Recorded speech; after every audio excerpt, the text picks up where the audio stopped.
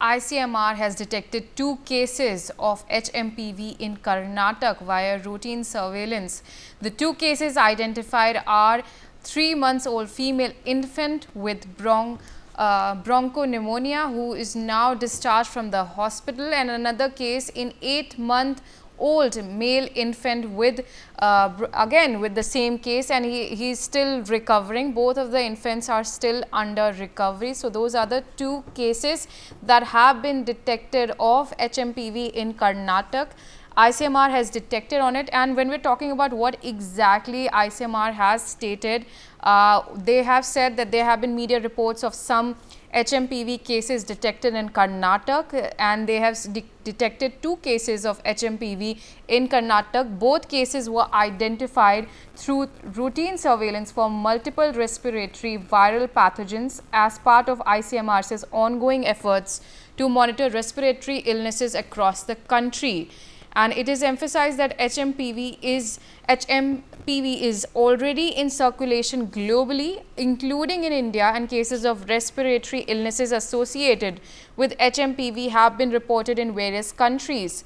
Furthermore, based on current data from ICMR and the Integrated Disease Surveillance Program network, there have been no unusual surge in influenza-like illness or severe acute respiratory illness cases in the country. We have with us my colleague Arzu Seth joining us on the telecast. Arzu, now we're seeing that there have been 2 cases that have been detected by ICMR that we are seeing, and they have updated this on the fact that there have been 2 cases of HMPV in Karnataka through routine surveillance.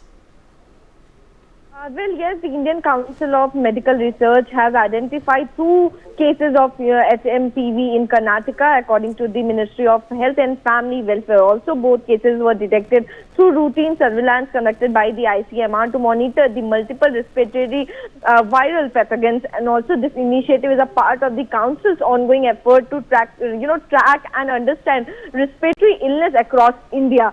Also, if we talk about the detected HMPV cases, there is a one patient, a 3-year-old female infant was diagnosed with the HMPV after being admitted to the hospital in the Bengaluru with a history of,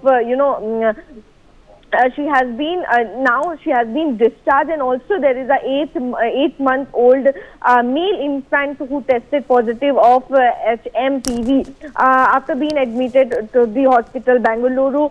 The infant is now recovering. This is what the information we have got. Also, it is important to note that neither of the affected patients have any history of international travel. This is what is being said. We also have with us Dr. Anil Arora, health expert, joining us on the telecast. Dr. Anil Arora, thank you so much for joining us on the telecast. Now we're seeing that ICMR has released this statement stating that there have been 2 cases of HMPV cases that have been detected in Karnataka, and those 2 cases consist of the 3-month-old female infant and an 8-month-old male infant. But in both the cases, we are seeing that both of them do not have any travel history. So how can one contract HMPV virus without any travel history? Thank you, Ria, for having me on your show. I think it is important to realize that this virus, which is a part of the parvovirus community, is a virus which has been known to the human mankind for almost 25 years. So a lot of these viruses keep on circulating in the environment routinely, and during the season, like in the late early winter, and when you have a lot of fog and low ambient temperature, the vulnerable population can come down with this type of illnesses, starting with the HMPV virus. The reason that this HMPV virus is making news is because a lot of cases have been reported in China, and people are worried that it may take the same shape as COVID-19 had done about 5-6 years ago. But fact remains that this is a subgroup of the viruses which will always tend to pop up during the temperature of low ambient temperatures, and is likely to affect the vulnerable population, very young people and the old people with compromised immunity. But simple thing we have to remember is that if we take the basic precautions, None of these illnesses are usually fatal. They are infectious. They spread by the airborne route or because of the contamination of the hand when you try to touch it without washing your hands, your mouth and nose. But ultimately, at the end of the day, unless you have a poor immunity, they are not going to have any major impact on the health system in India. All right, we have more developments coming in. Doctors, stay with us. We have more developments coming in. Aam Aadmi Party convener has issued statement on HMPV virus and has stated that the outbreak of the HMPV virus calls for immediate attention from the center. Drawing from our experience with COVID, it's crucial to contain such cases early on and be prepared to tackle what could potentially become yet another health emergency. Arzu, now we're seeing that Arvind Kejriwal has also talked about it, and he has warned of tackling this and trying to stop this into turning to yet another health emergency, and has asked and urged centers' intervention into this. Well, yes, we have seen how the India and entire world has tackled with the health emergency during the COVID time, and that's why it is very important this time to initiate fastly, because there has been 2 cases that has been already reported in India in Bengaluru, and now the Arvind Kejriwal, the Aam Aadmi Party Chief Supremo and Delhi's former Chief Minister, has tweeted and said that the outbreak of the HMPV virus calls for the immediate action from the central, and also drawing from our experience with COVID, it is crucial to contain such cases early and be prepared to tackle what could potentially become another health emergency. So yes, we can clearly see how the number of cases of HMPV has increased in China. We have seen how the people are going up outside the hospitals to get themselves treated, and that's why it is very important, as the statement has also been issued by the ministry, that the surveillance is being done, the monitoring is being done to tackle the surge in the number of cases of the HMPV, in China, and also the government is all ready, the ministry is all ready, the India is all ready for any challenge that is coming to forward it. But also now the other states, political leaders have also started asking the central government to put immediate attention on this challenge. Yes.